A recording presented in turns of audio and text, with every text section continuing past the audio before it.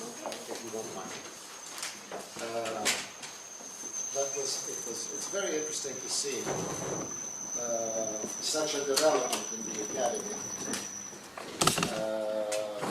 A smaller group of people that are going through specific education and training with the intention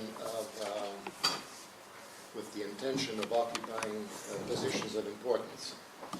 In any case, for me it is a pleasure to be back at the Academy for after many years. And I certainly would like to thank Mr. Kobasyuk, the President of the Academy, for the invitation.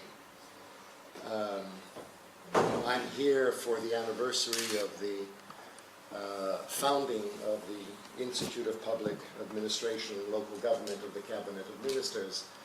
And when I look at you and when I see this sort of concept, it was very, very close to what we had as an idea.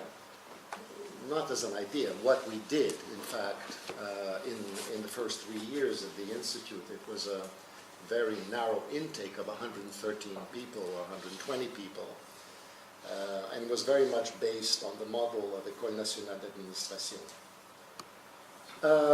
I have been living in Central Asia for quite a number of years now. I think it's almost 9 years, heading the University of Central Asia. And this is a very, very unusual initiative because we are establishing beautiful, fully residential campuses, building beautiful, fully residential campuses in secondary cities and mountain communities. In a place like Khorog in Tajikistan, Narin in Kyrgyzstan, Tekeli in Kazakhstan. And building universities that are going to be at a very high international standard. Now, how we're going to achieve this is a long story. The university that I'm the head of was founded by an international treaty between the governments of Kyrgyzstan, Kazakhstan, and Tajikistan, and His Highness the Aga Khan. So for the time being, our office is in Bishkek, where Mr. Kobasyuk visited us. I unfortunately wasn't there. We have a whole range of programs. We also work in Afghanistan, a country that I go to quite often. And I should say that His Highness the Aga Khan is the founder and chairman of the Aga Khan Development Network, which is a remarkable set of organizations and institutions operating in some 40 countries, doing both private sector investment and social sector, not-for-profit, health, education, etc. And in fact, there are a number of universities. My work with the university and with the Aga Khan Development Network has been a very exciting journey, and I could say very much about it. I could say much about Central Asia and Afghanistan, but that's not what I'm going to talk about. I have been away from Ukraine and the Academy for many years, and in fact look forward to receiving information from you, and certainly will today receive information from my old colleagues. I'll try to keep my comments to a reasonable time frame. Mr. Kobasyuk asked me to give a talk on the topic of my choice, regarding the education of civil servants. Now, this is very generous of him, but it sort of led me into a quandary of what in the world should I talk about. I've been involved on and off in the education of civil servants for some 20 years. But something that is very close to my heart, and probably something that may be of interest to you, is the question of development, the question of economic and social development, and the question of the analytical capacity of government to deal with development issues, which takes us to public policy. People at the higher level of the civil service, what they are involved with is public policy. So what I'm going to talk about is public policy and policy analysis and the policy process. Why it's not working today, and why hopefully it will work in the future. Let me start by being a little bit provocative. You understand that I'm a Ukrainian, and I too grew up with notion of the richness of our country. You know, we all know about 9 humongous meters of Chornozem, and that, you know, Mendeleev stable is over here and all of that. And constantly the term potential is used. And having lived in Ukraine for 15, 16 years, I got to dislike the word potential enormously. Since it seemed like this was a potential that would always be a potential, and nothing seemed to happen to realize it. So it seemed to me that a far better way of speaking about the country is to stop talking about potential and actually to focus and have as an organizing idea development. And to understand the challenges and obstacles that one has to overcome to achieve a proper level of economic development and a proper level of equitable economic development, where the Gini coefficient isn't what it is now, with high levels of inequality, but equitable development. And if you look hard at Ukraine, as I'm sure you have, if you look at the latest studies from the World Economic Forum on competitiveness, you find out that out of 114 countries, Ukraine is 74th in overall competitiveness. My goodness, that's below Morocco and Rwanda. So when you talk about potential, remember, you know, Morocco and Rwanda. The competitiveness of institutions is 79th, below Uganda. I don't know if you've ever been to East Africa. I have. I've been to Uganda. I find it hard that we're below Uganda, but nonetheless. In terms of business sophistication, we're 91st. That is below Tajikistan and Senegal. The latest UNDP Human Development Report records Ukraine's GDP per capita, that's PPP, purchasing power parity, at $6,428 annually. Now, don't tell me that there's a black economy and the situation is really much larger. Frankly, in all of these places, there is a black economy and the figure is actually much higher. But this is 6,428. The Maldives, GDP per capita PPP, is 7,700. Mauritius is 13,300. And of course, Slovakia is 20,000. My good friend Ivan Rosputenko sent me a study that he did on poverty, where he gathered all of the literature that you could find on measures of poverty in Ukraine. And there was an interesting one. If you take the European norm, not the norm that you use in, in the Congo Republic of $1.99 a day, but the European norm is basically $14 a day. You have 70% of Ukraine is by that definition poor. Now, if you take $14 a day, multiply it by working days, that comes out to $380 a month. Now, the food in Kiev is certainly much more expensive than in Europe, so this is not exactly розкішне життя at 380. The good news, however, is precisely a little bit of potential. And that is that Ukraine has huge human capital. In the World Economic Forum competitive study, it ranked 34th in the world in terms of mathematical and scientific knowledge of its population. That's higher than Luxembourg. And if you want to know Luxembourg's GDP per capita, it's like about 45,000 or something like that. So if you combine a bunch of things, combine the pressing issue of development and intellectual potential, you quickly get to the notion that perhaps what is needed is the application of intellect to social and economic problems. assuming, of course, somebody is going to listen to you. And from there, I think you quickly arrive at a consideration of something called public policy that I'm sure you're very much familiar with. And it's on public policy that I want to focus.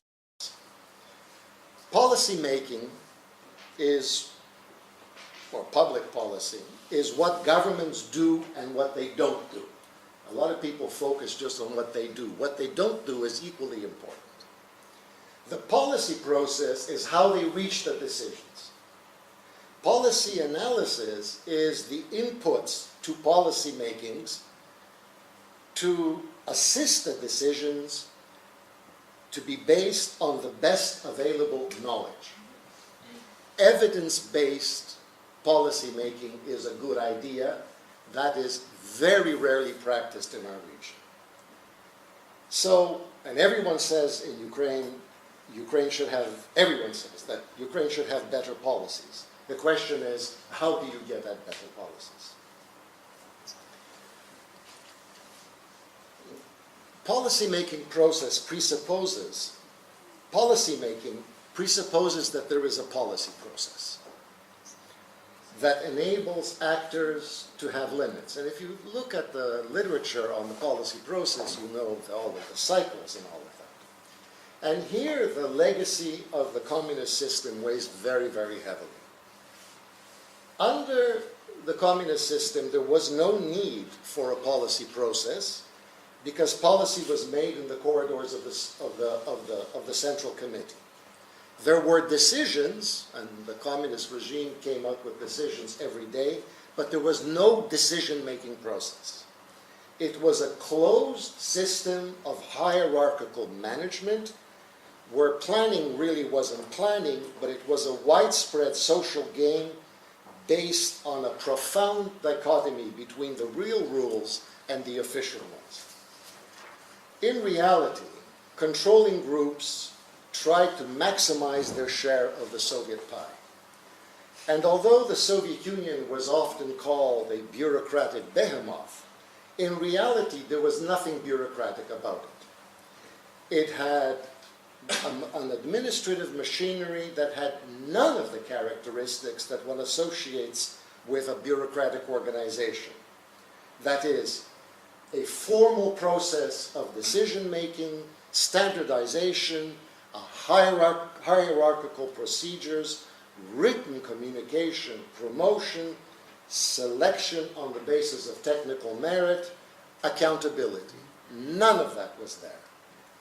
So all of this led to a situation where the real heritage of communism, when Ukraine became independent, was not a hierarchical, disciplined public sector with a distinctive culture and ethos, but a chaotic free-for-all where bureaucrats responded to pressures from the top, where the distinction between what was public and what was private was completely blurred, and where state power was and is easily used in the pursuit of private interest and wealth, where the personal preference of the top leaders is the key criteria in making a decision, and there are no systems in place to carefully analyze the merits of a course of action.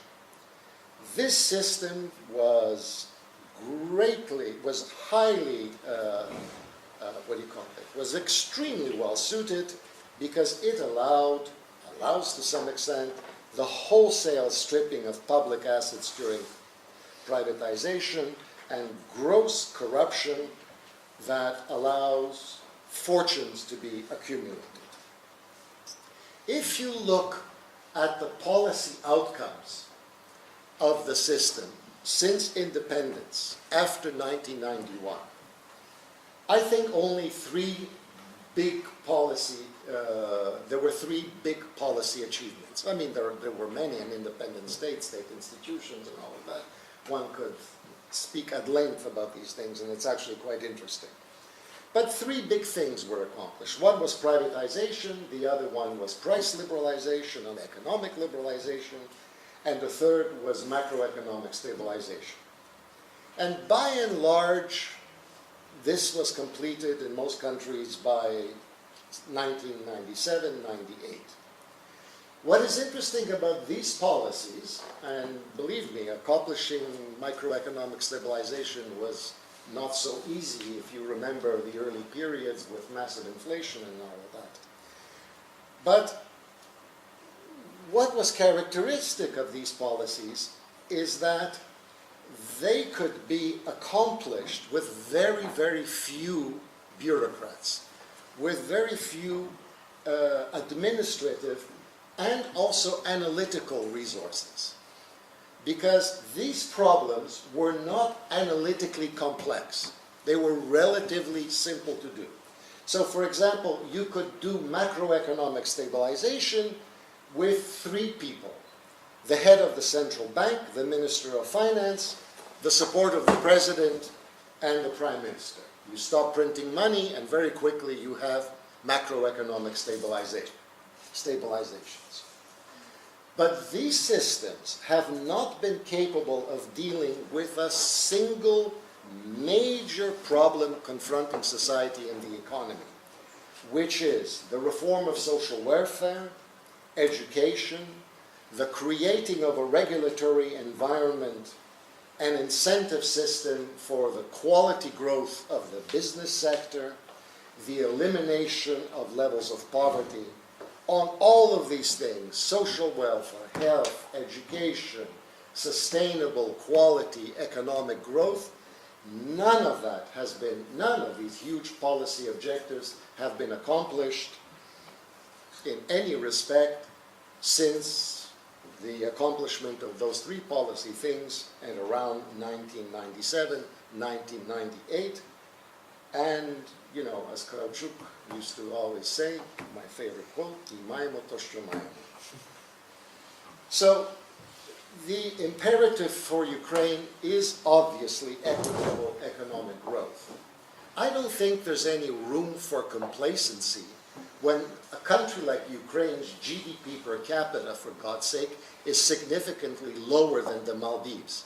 If you've ever been to the Maldives, you'll know what or Mauritius, you'll realize what an absurdity this is.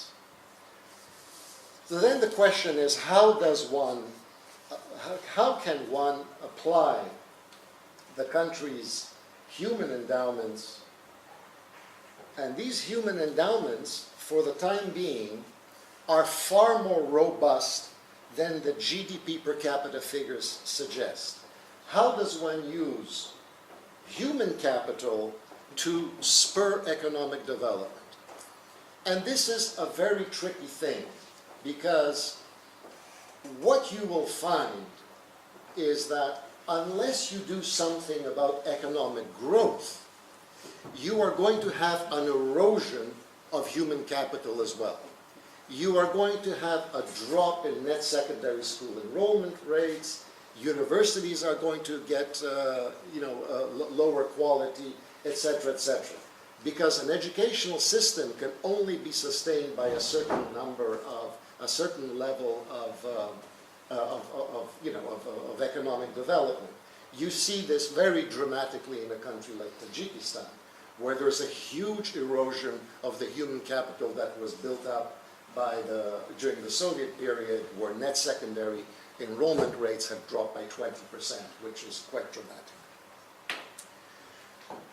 Okay, I think one of the things that one has to understand is that the system that we have today is simply not suited to deal with the difficult and pressing issues. And because there is no policy paradigm in the working government. Part of the issue is that today's socioeconomic problems in the post-macroeconomic stabilization and privatization period are very analytically complex. Like, if anybody thinks that it is easy to reform the health sector or the pension sector, you're making a very big mistake, because this is very difficult to do. And one of the difficulties is that this is a sector that can only be reformed if you also change the behavior of hundreds of thousands of people who are required to administer that. So this is a very difficult thing to do. And it seems to me that progress on pressing issues can only be made if public policy becomes a paradigm in the work of government, and that is needed, and much less authoritarianism. So what then is the public policy paradigm, and why is it a good thing? Citizens expect many things from government, but at the very least, they expect intelligent decision-making. Now that's asking a lot from governments, intelligent decision-making. And that these decisions flow from some general position or vision. Unfortunately, governments such as the Ukrainian ones can be very decisive without being very intelligent. But intelligent decisions come from operating within some consistent framework. And the very nature of intelligent and accountable governance in a democracy means more than mere decisions. It means that decisions must be guided by the best evidence available and a framework. In short, we demand that our government have policies, that these policies should operate within a framework that is understandable to the population, that becomes a subject of public scrutiny and debate, and these frameworks make individual decisions intelligible to the government. A public policy approach to government also means that a good part of government has analytical units that are engaged in research, analysis, and evaluation of government policy. If you look at the structure of any, I'm sure it hasn't changed from when I was over here, of the structure of any ministry, you will hardly find anything that resembles policy unit, or policy or evaluation unit. If you go to a country like Canada and Ottawa, you will find that about 1/3 to 40% of civil servants in the federal government, what do? They're involved in policy and evaluation. That's their job. I remember when I was still around here, we did a functional review of the Ministry of Finance. Now, the Ministry of Finance prepares the budget. The budget is the main instrument of public policy. You would expect that in the Ministry of Finance, you would have some policy analysis capacity. We found that only 4% of the tasks performed by the staff involved analysis. 0 time was spent studying the efficiency of public spending. I don't know whether it's improved or not, but I suspect it hasn't. What the Ministry of Finance has tended to become is simply an accounting shop. It is drowned in detail, it puts out fires, and how can one engage in a meaningful policy discussion with them on proposals for a more effective use of public funds, for an examination of efficiency of spending, etc., etc. The public policy paradigm is also a new way of organizing work in government, a policy process with defined cycles of policy development, agenda setting, policy formulation, policy adoption,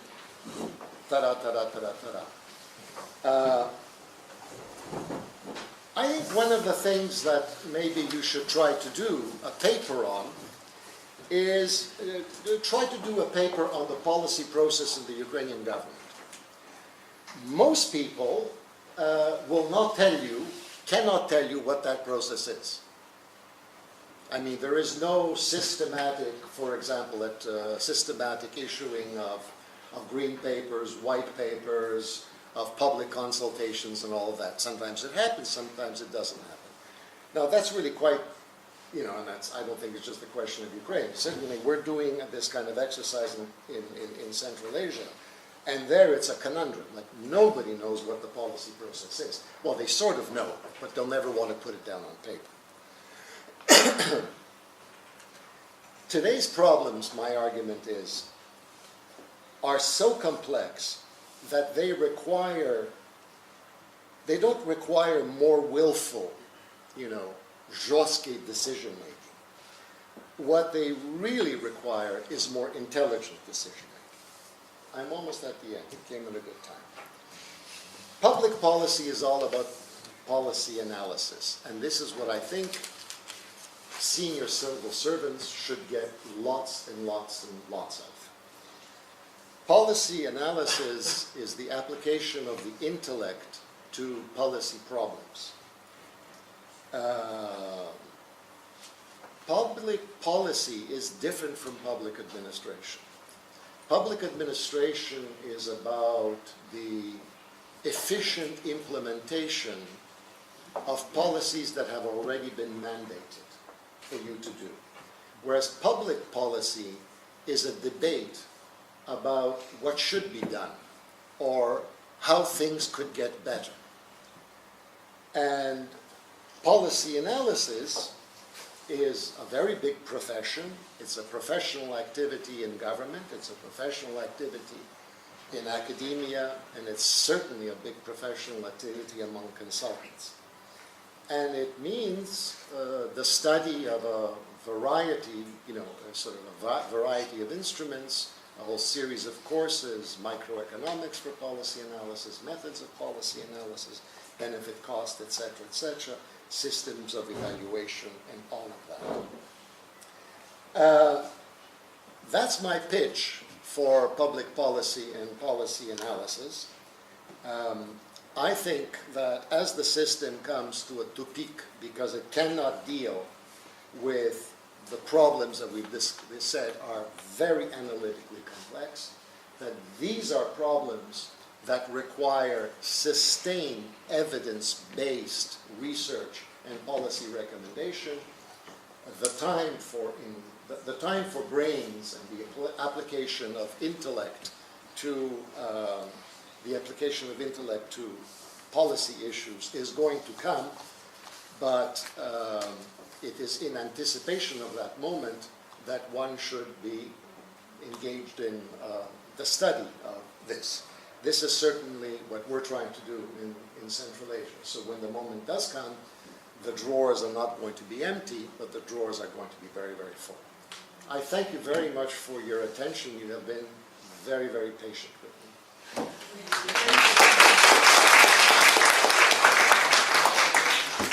Можливо, запитання?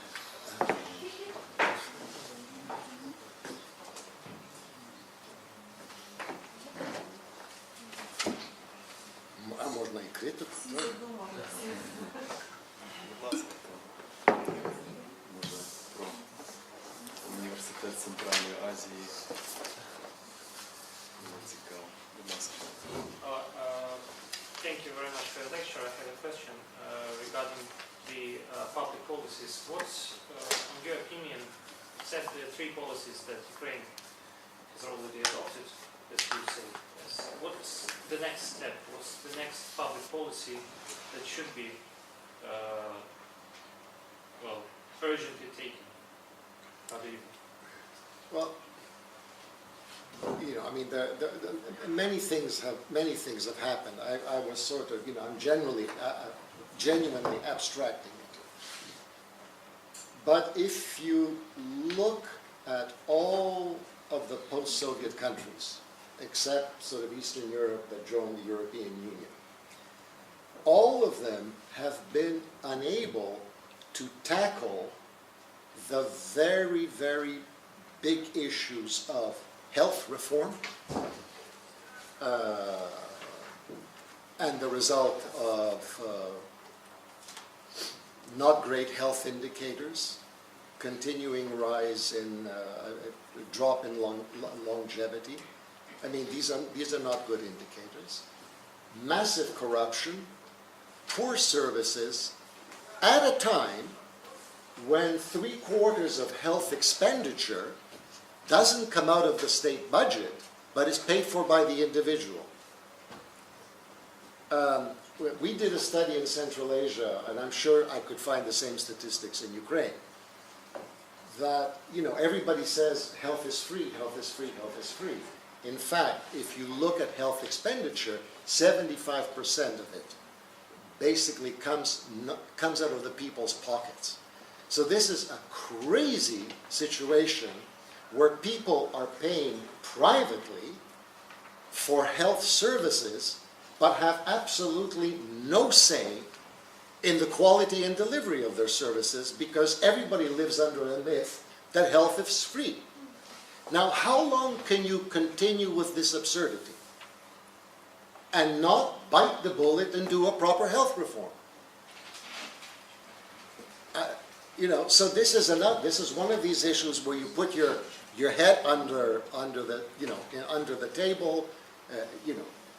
Everybody is happy because they're getting a piece of the pie, except for the patient that is paying and getting crappy service.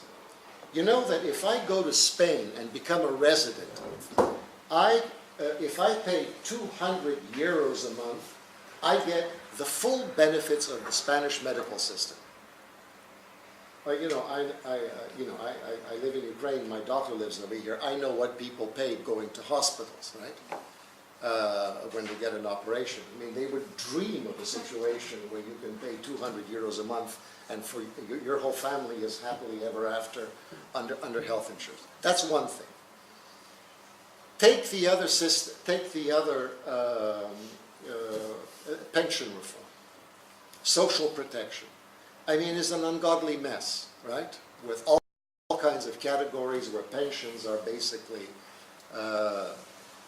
not significant and all of that. Take the other crucial thing that you have to look at, and that is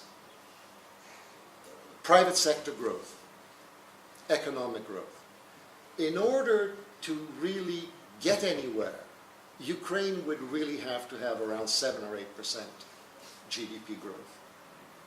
I mean, real 7 to 8% GDP growth. With every year, the difference between Ukraine and other countries is growing. Now, this is like the beginning of a whole slew of very, very big policy areas. None of these things, by the way, are easy to solve. If we were tomorrow to sit down and say, okay, let's change the health system. My first recommendation is, by the way, don't change it all at once. It's a bad idea. Do some experiments and, Kherson or something like that. But my goodness, that would be an interesting issue to work on.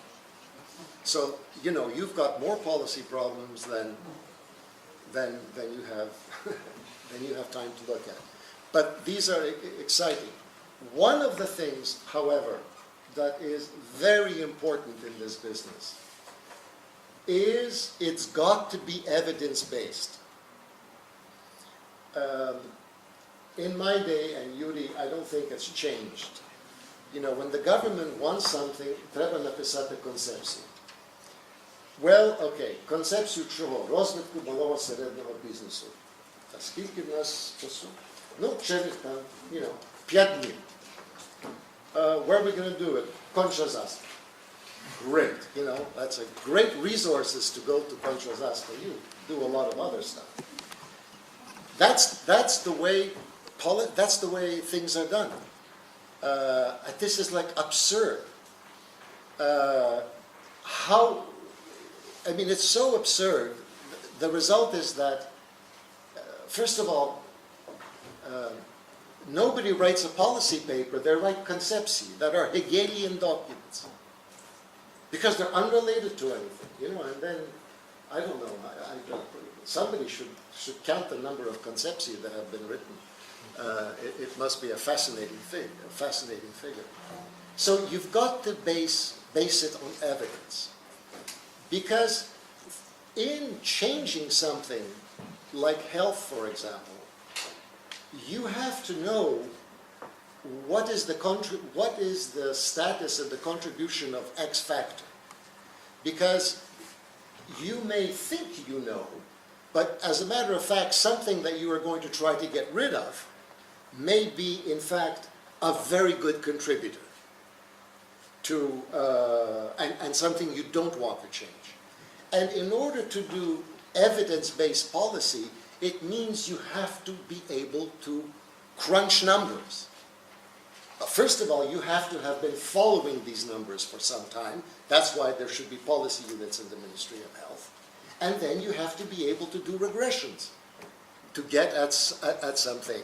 So there's no lazy way out of this. My favorite example of this, when I talk to some of our guys in Central Asia, is a study that was done, an evaluation study that was done by a group of policy experts in Canada of the Canadian government, federal government's program for retraining the unemployed. Now, it spent like $1 billion retraining the unemployed, and of course everybody thought, intuitively, everybody thought this was a great idea, right? So when they did all the studies and did all the, kind of fancy math and analysis, you know what found out? I mean, and the outcome was to get a job at the end, right? That the most important contributor to getting a job was the coffee breaks during the retraining. And then it was because during the coffee breaks that people exchanged their telephone numbers with information about the labor market. And so what in fact happened unintendedly was a vast informal network of labor market information, which allowed people that weren't all that well off, job-wise, to be able to find jobs suitable to their qualification. That's one hell of a finding. The federal government was a little bit embarrassed by the study, but nonetheless, it sort of makes sense. So there's a lot of analytical work to be done, and there are no easy solutions. It doesn't mean that there aren't solutions. And there certainly aren't, the solutions are not going to be given by governments that write concepcji in 48 hours. That's for sure. Ще коротке запитання і будемо завершувати. I have a question about competition, global competition.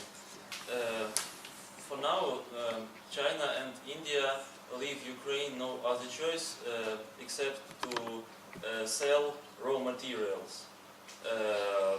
in global market. And don't you think that Ukraine pass that point after which it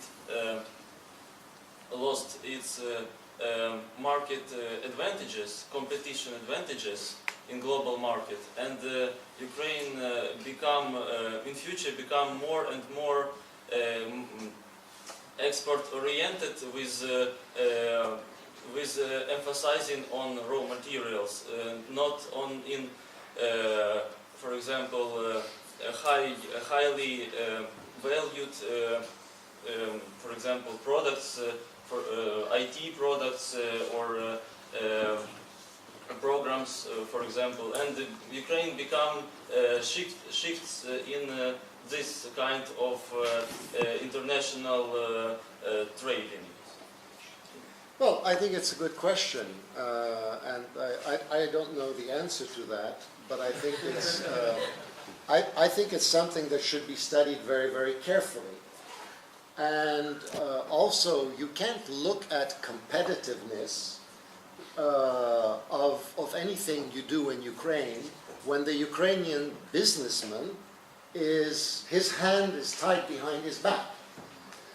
So you are talking about competitions under circumstances that a European, just wouldn't recognize. I have some friends in Central Asia, in Ukraine, who go and open up a business in Europe. And I said, how's it going? He says, well, it's like a holiday. You just have to do business. Sanepidemstansia doesn't come after you, and et cetera, et cetera. So how do you know what can be competitive in Ukraine when there isn't a competitive internal business environment? One of the interesting things that we found in Central Asia, and I haven't done the study over here. that nobody wanted to grow medium and large businesses because of one simple thing, that they would then come to the attention of the family and tax authorities. And so they would grow to a medium size, just a little bit under the radar screen, sell, and then go open in Kazakhstan or in Dubai, and actually do quite well. So what this means, I don't know if this is the sort of stuff, you'd have to look, I mean, this is a great policy paper for you to work on. Look at the structure of businesses. Couldn't understand why there are no new growth of new businesses that are not raw material based. Why don't they grow beyond the certain thing? So that would be my sense about, that would be the first thing I would look at. Because the growth of these businesses from medium to large is all about productivity. And when you looked at the productivity figures, I'd love to see the figures for Ukraine. You had an inverse situation in Central Asia, where the smaller the enterprise, the more productive. This is like cuckoo, right? Because you're dealing with economies of scale. Where the larger the enterprise, the least productive. And that was because of all of the supplementary charges that had to be paid by a racketeering state. Well, the result is that. Look, Ukraine has a million things that it can do. One is to corner the market on food processing. Not just the growing of food, but the processing of food. This is multi-billion-dollar business in the United States. People think, the United States is just Silicon Valley. Believe me, it's a powerful agricultural thing. And I think it probably could do an awful lot as well. One of the things that is happening, take into account, is that the price of labor in China is increasing. Because you know that there has been a great suppression of wages, and that the Chinese population is too happy about that. They have a special status, it's like they have this kind of propiska system of the Soviet Union on huge scales, where there are about 400 million people don't have a propiska but work in the city. That means they have no social benefits, no health benefits, and all of that. And this provides cheap labor. Now, this kind of good period is coming to an end. So one of the things that we see happening in Kyrgyzstan is the garment industry in Kyrgyzstan, Shvena is actually growing. And it is competitive with Chinese stuff because of the differential in labor costs. So, but this would be a good thing to study, look at. Шановні колеги, дякую. Сподіваюся, ви частіше будете в академії, в вищій школі. Буде можливість, я дуже радий бути вас бачити. Я, на жаль, не міг з вами ближче познайомитися, було б цікаво від вас почути. Ну нічого, ви коли будете стажуватися, приїжджайте до нас в Центральну Азію.